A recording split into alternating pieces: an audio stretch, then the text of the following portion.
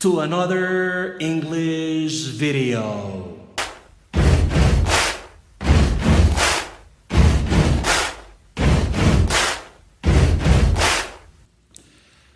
Well, during this second unit, we are going to talk about rocks and minerals.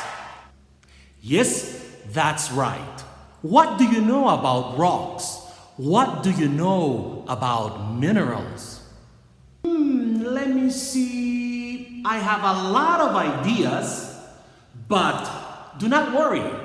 That's why we are here today, and you are going to watch this video to have more information. But before we start the following video, let's ask this question to a group of students to check what they really know. Mineral is what it made up the rocks. A mineral is a type of rock. A mineral is a accumulation of nutrients inside the Rocks are made by minerals and pressure and sometimes by magma. The rocks are made of soil and pressure. Rocks are made of pressure and soil. A mineral is a rock that contains vitamins and nutrients inside. A rock is a type of mineral that is solid. A rock is a type of mineral. A rock is made by minerals. A rock is a group of minerals. A rock is a group of minerals that make with solid. A rock is a solid that contains minerals. Volcanic rock is a first famous rock in the world. A mineral is are nutrients that are in the same rock. A rock is a group of minerals that takes time to make a rock. A rock have minerals. Bye.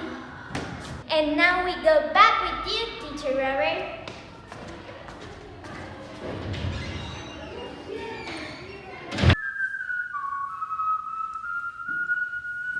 Hey there! Welcome back! So, let's begin the class. And the most important thing, take notes.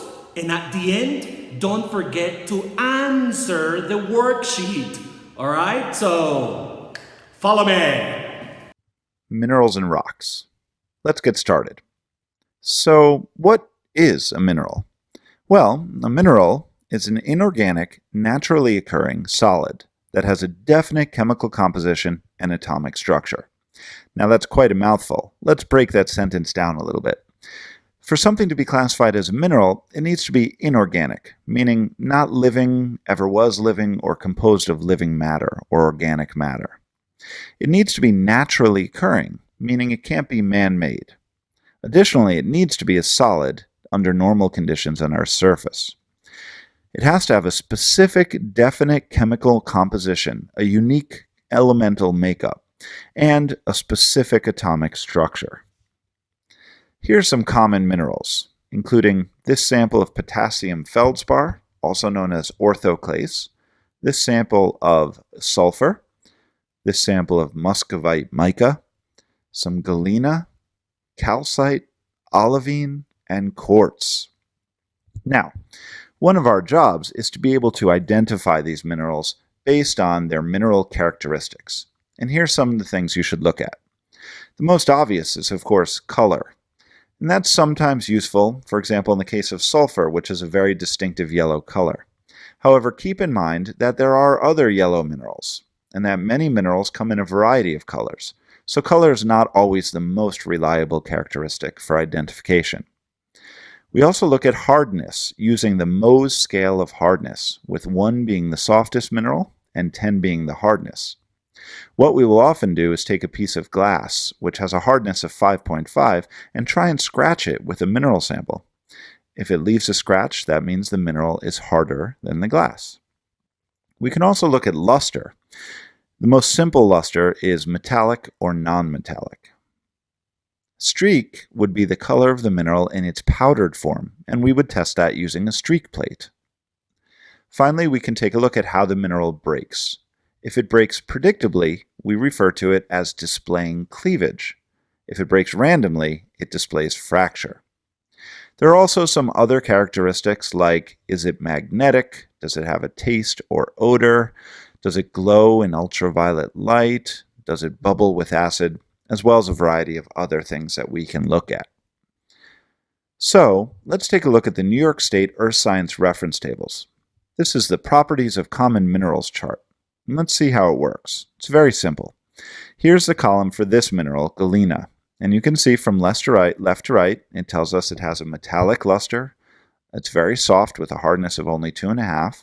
It displays cleavage and a metallic silver color, has a gray-black streak and is very dense, is used as an ore of lead and in batteries, and is composed of lead and sulfur.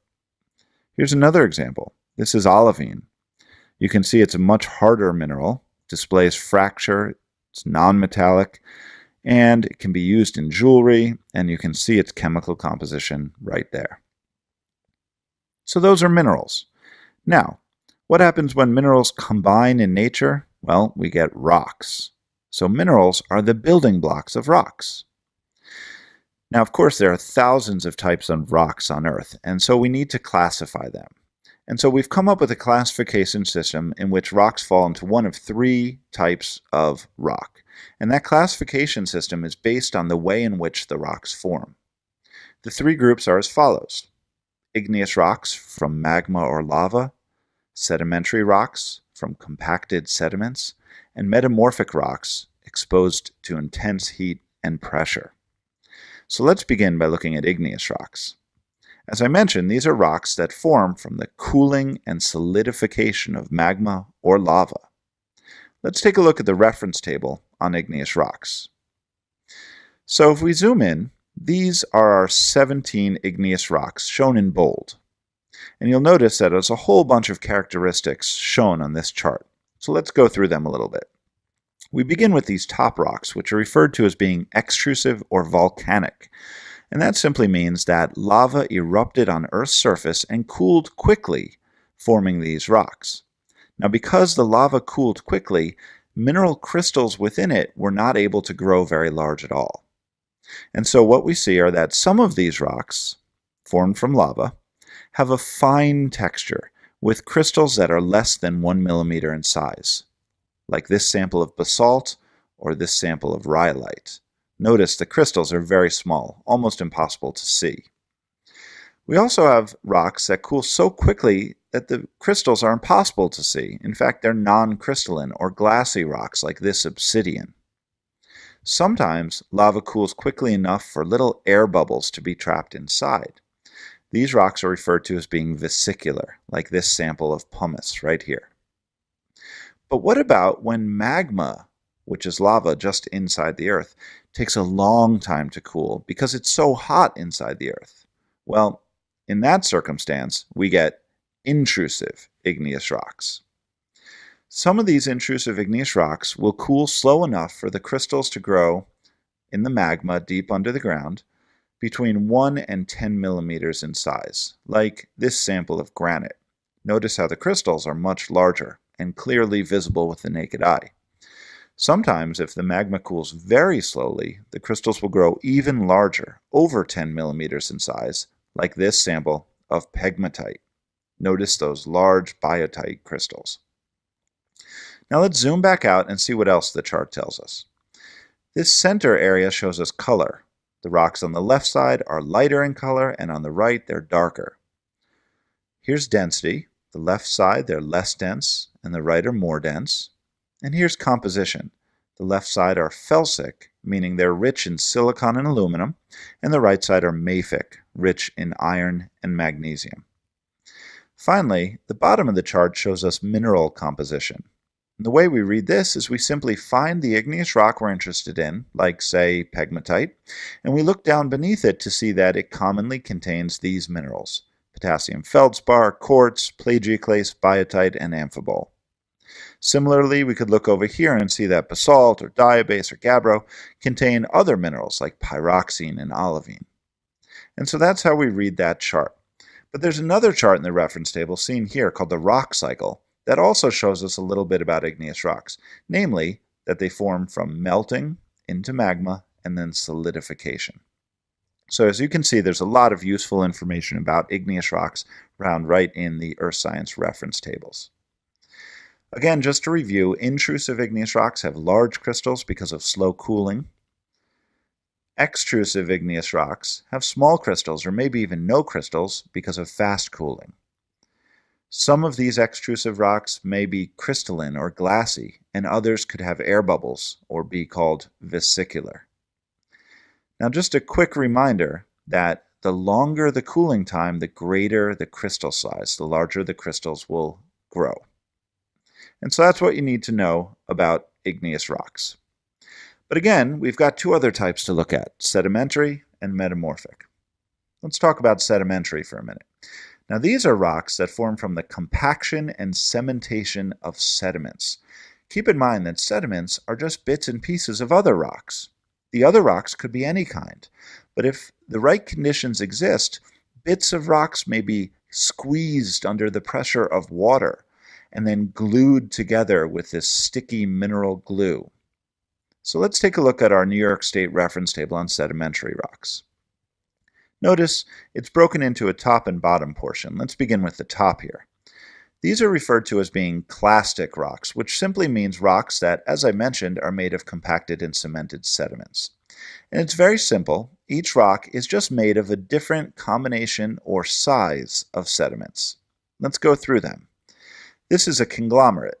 Conglomerate is made of big and small sediments mixed together. As long as those sediments are rounded, it will be classified as conglomerate. If those sediments were angular, I would have a breccia, seen here. Again, a mixture of large and small sediments. Keep in mind, we don't care what these rocks are.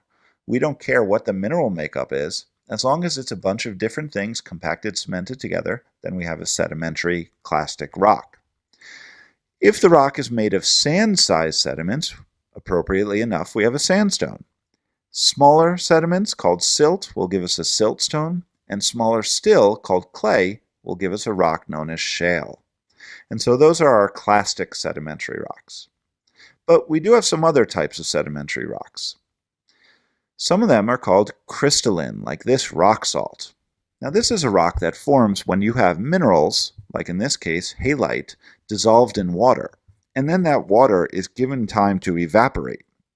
When it evaporates, the water leaves, but the crystals of the minerals that were dissolved in it stay behind, and you're left with something like this rock salt. We also have other types of crystalline or other sedimentary rocks. For example, this sample is something called limestone. We refer to limestone as being bioclastic. Now remember, our clastic rocks were sediments stuck together, so our bioclastic rocks will be bio-life, living things stuck together. In this case, we have shells stuck together. This is called a coquina. It's a type of limestone. Another example of a bioclastic rock would be bituminous coal, which is made from compacted remains of plants. And so those are our sedimentary rocks. Let's again take a look at the rock cycle because it sums this up nicely. You'll notice we need some processes to happen. For example, we need existing rocks to be weathered or broken down and to give us sediments. Those sediments can be eroded or moved and then deposited or dropped off and then buried by other sediments. And that weight providing enough pressure and compaction and cementation for the formation of a sedimentary rock. So, just to review, clastic sedimentary rocks are classified according to the size of the sediments that make them up. Crystalline sedimentary rocks, like this rock salt, are formed from the evaporation or precipitation of minerals in water. And then finally, we have bioclastic sedimentary rocks, like this limestone and coal. These rocks are formed from the compaction and cementation of organic matter. So, back to our rocks, we have our igneous, sedimentary, and one more group to look at, metamorphic rocks. So metamorphic rocks are formed from exposure to intense heat and/or pressure. You can take any kind of existing rock, and if it gets forced down by the motion of tectonic plates into the Earth's crust, intense heat and pressure down there will cause it to change or morph into something new. Here's the New York State reference table for metamorphic rocks. Again, you notice there's quite a variety and a large list of characteristics and information here. Let's take it bit by bit. The top section are referred to as being foliated rocks, and these form primarily from regional metamorphism, which is primarily a result of pressure. So I'm going to give you an example of a typical scenario that occurs in nature. We start with this rock, which is known as shale. Now you may recall this was actually a sedimentary rock made of very small clay-sized particles. Well, shale, which is very common on the Earth's surface, might get forced deep underground by the movement of tectonic plates. And under those conditions, the shale would be exposed to increased heat and pressure, and it would be morphed into a rock called slate. Notice they look very similar.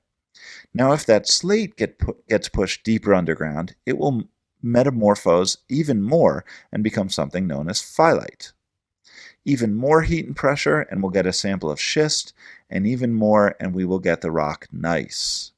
Notice the bands in gneiss. That's a very common characteristic. Now, if a sample of gneiss is pushed even deeper underground, the heat and pressure will actually cause it to melt, and then it will become an intrusive igneous rock. So this is a result of increasing heat and pressure within the Earth's crust. So those are our regional metamorphism rocks. Notice something, they are all referred to as being foliated, and what that means is that pressure is causing the minerals within the rocks to almost line up with each other. Now we have two types of foliation. We have mineral alignment, seen here, which is when minerals line up as a result of pressure. And then a severe version of mineral alignment is called banding, seen here. And the only rock that displays banding is called gneiss, and this is a result of really intense pressure. But we also have these non-foliated metamorphic rocks, some of which are still caused by pressure, like anthracite coal, right? Remember, regional metamorphism is from pressure. We'll take a look at that in a moment. Some of these, however, are caused more by heat, something called contact metamorphism, when the rock comes into contact with really intense heat from lava or magma nearby. And then, of course, some could be a combination of heat and pressure, or heat or pressure. Let's take a closer look at this first one, the coal. Now, if you recall, there was a sedimentary rock known as bituminous coal. Well, if you take bituminous coal and you had intense pressure, it will metamorphose into a new rock that looks similar, but is much more dense. And this is called anthracite coal, and it is a metamorphic rock. This same idea can actually happen to other rocks, like this sedimentary rock sandstone, which we mentioned earlier. Now, if you add intense pressure and heat to that, or if it comes into contact with magma, then it will be affected by that heat and it will metamorphose into a rock known as quartzite. And you can see that right here on the chart. Notice it actually says metamorphism of quartz sandstone. The same thing would be true underground. Notice we have some layers of sedimentary rock here. Maybe one of those is sandstone. And then one day a magma intrusion forces its way up, and wherever the magma touches the other rock, it's going to cause some contact metamorphism. That's where you would find your quartzite or your hornfells, or even a rock like marble or metaconglomerate, all forming from contact metamorphism. So those are our metamorphic rocks. Keep in mind that the key characteristic to look for with metamorphic rocks is banding. You will not see banding in any other type of rock other than metamorphic. Again, let's look at the rock cycle in the Earth's crust, and you'll notice that it clearly shows that metamorphic rocks are formed from intense heat and or pressure. And so again, you see this whole rock cycle comes together where any type of rock can be affected by changes that will turn it into any other type of rock. Igneous can be weathered and turn into sediments, which can become sedimentary rock. Igneous could also be exposed to heat and pressure, turning it metamorphic. Igneous could even melt and form a new igneous rock. And so that's how the rock cycle works. Rocks have been continuously changing from one type to another throughout the history of the Earth. And that's about it for rocks and minerals. Thanks for listening.